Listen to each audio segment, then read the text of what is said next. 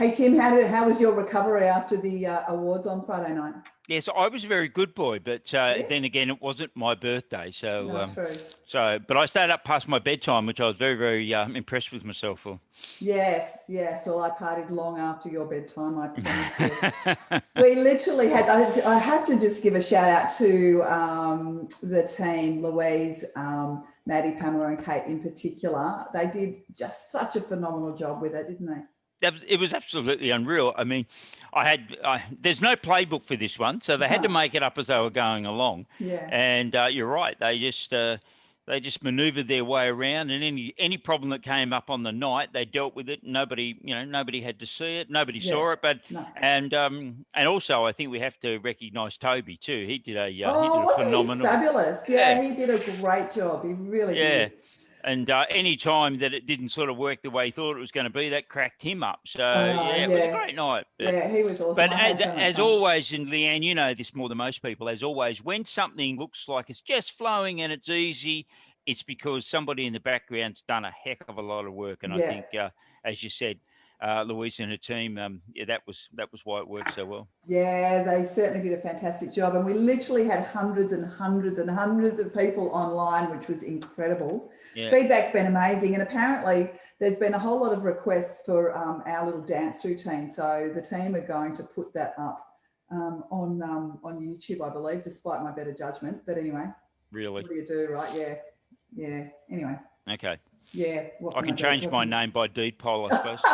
Might be a good idea. Might be a very good idea. Now, I hear there's a bit of a competition with the REIQ this week, State of Origin. What's that all about? Yeah. So rather cheekily, they reached out to us and said, we think we are going to win the State of Origin, and the first game's tonight, and we're prepared to take the fight up to you. So if we win, then we have to change us being New South Wales, have to change our logo colours to theirs, to the red, and it goes vice versa. So not being prepared to take a backward step, we said, yeah, you're on. Bring it on. So, yeah, it's only for 24 hours, but I'm sure that they'll have to change theirs.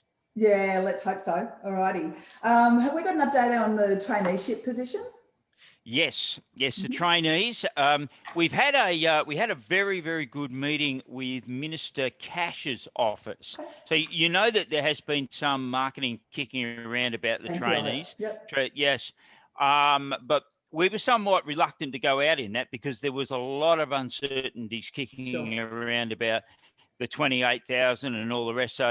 So we met with their office, and also and that was facilitated by REIA, and then REIA had another meeting. So there has been quite a lot of changes in that space, but we are ready to rock and roll. So please contact the office, and they will put that in place. But it is a wonderful opportunity, and people should take advantage of it. Yeah, absolutely. Okay. And also the diaries. I can't believe people are still using a paper diary, even though you just said you are. What do you mean by that? So the paper diaries, yes, great idea. I have one. Everyone should have one. And apparently they're selling very quickly. So and they are selling like hotcakes. And so that sort of says to you what the story is, really. Yeah, absolutely. Now, we would also love to hear from people that are finding that their buyers are getting gazumped more frequently now because the lending is taking sort of 4 to 6 weeks for loans to be approved, right? Oh, you've frozen on me. Yeah. So, so if anybody out there is having that experience, sorry. We've got delayed. Sorry, we've got delayed voices here. So if anybody's having that experience, that they are seeing an increase in gazumping due to the loans taking so long, we would love to hear from you, because the more evidence we've got, the more opportunity we've got to, maybe make a difference. Yeah, and I guess it's not just gazumping; it is also about the loan process taking so long. Yeah. Like I said, we're hearing that it is sort of an average of 4 weeks and does spill out to 6 weeks. So it's quite ridiculous. I'd also, if people are prepared to let me know, I'd also like to know what bank we're talking about, because I'd like to know whether it's across all the banks. Across the board. Yeah, and so that might be useful as well. Yeah, good point. Okay. Mm. Now, we have had an extension for our trust account audits to the 31st of December. However, given we're in the first week of November, we just want to encourage people to get onto that sooner rather than later. Yeah, look, it's good. It's good that Fair Trading recognised that our particular world with COVID and all the rest of it has presented some challenges. But I think we should see the extension to the 31st of December as not the final date, and don't leave it to the last minute, because you and I were joking before we went on. Trying to find an auditor to sign it off on Christmas Day is going to be a challenge. So I think what we do say is get cracking on it now, get it out of the way. Totally, yeah, absolutely. Because if you haven't arranged for your auditor yet, you might find it takes a bit longer than you expect. I'm just crossing things off my list on the diary. Yeah, good on you. I'm crossing it off too, but not on my diary. Now, we've had a bit of a conversation with our auctioneers chapter. Apparently, some auctioneers have been signing contracts on behalf of buyers post-auction. Now, they can't do that. No, most certainly can't. If the power for an auctioneer to sign a contract comes from the common law, actually, and I also think it's there is some legislation on it as well, but I haven't had a chance to fully research that, because we only found out about 2 hours ago. But when the hammer falls, there is a contract that's been made. Yep. And the auctioneer can, in that position, sign for the vendor or the purchaser or both. If depending on the circumstances, it quite often happens that people get instant buyer's remorse, and in those circumstances, the auctioneer can sign. However, if the reserve isn't met and we go away and we have a chat 20 minutes later or whatever, that is not under auction conditions as far as signing is concerned. I do know that it's under auction conditions in relation to cooling off. That's a separate story. But you cannot sign the agreement. So if you've got somebody, a telephone bid or whatever it is. However, with the benefit of all the technology now, it's not going to hold things up, because you can DocuSign it and all the other electronic signing processes. So have that in place, and then that won't cause you any problems. The Class 1 and Class 2 licenses, we've been having ongoing conversations around getting money back, around the time it's taking, and we've also done a press release around that. I feel like we talk about this every week. Do you know why? Because we do. Because we talk about it every week. So, but Fair Trading have assured us that they are streamlining the process. Remember that? I do. Okay. I do. So as far as I can see, the streamlining of the process is yet to be streamlined. So we haven't. We're still seeing it's taking 13 weeks or longer to do that. And certificate of registration, that really frustrates me, because in the private sector we can do that in 24 hours, and it's taking them 6-8 weeks to do it. It's and it stops people starting their jobs, right? It does. Anyway, Fair Trading, as we described it in the press release, we got job keeper and then Fair Trading a job stopper.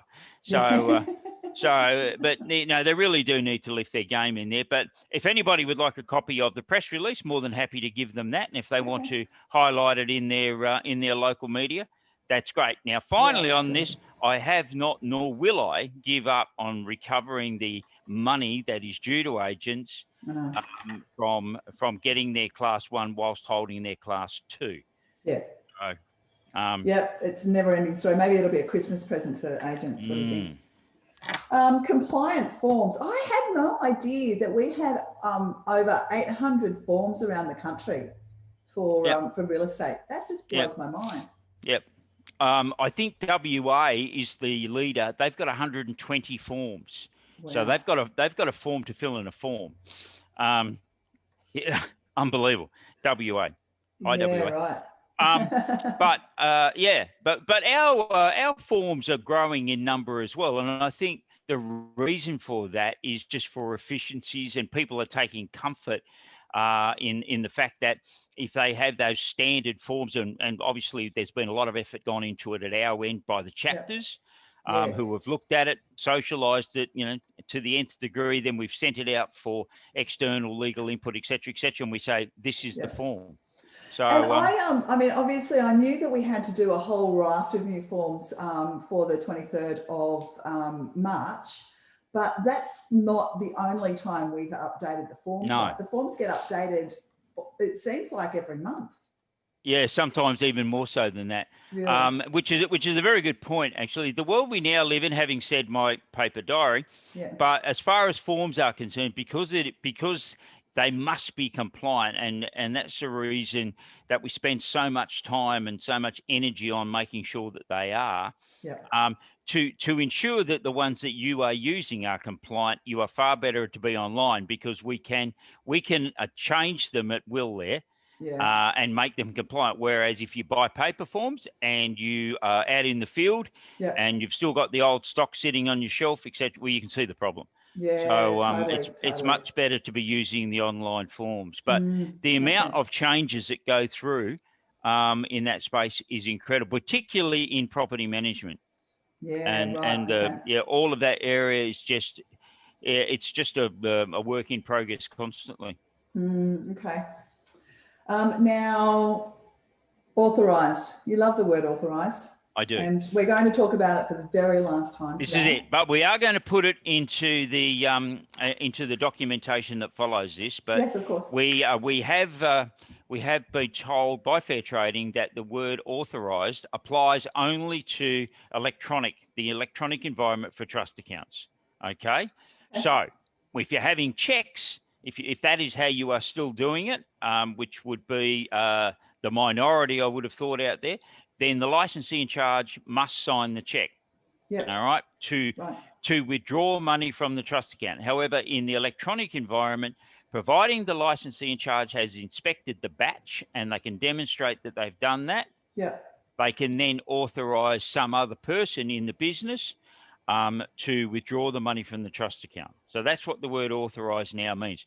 Now, you and I pursued Fair Trading very, very doggedly, and we've now got that in writing. So and again, that was in Property Matters, which we were pleased to see, and that will also appear as part of today's EDM that will follow this. Okay. Perfect. Now, have you got anything more? Because you asked me that. I always do ask you that, but no, I've crossed everything off my list. How about you?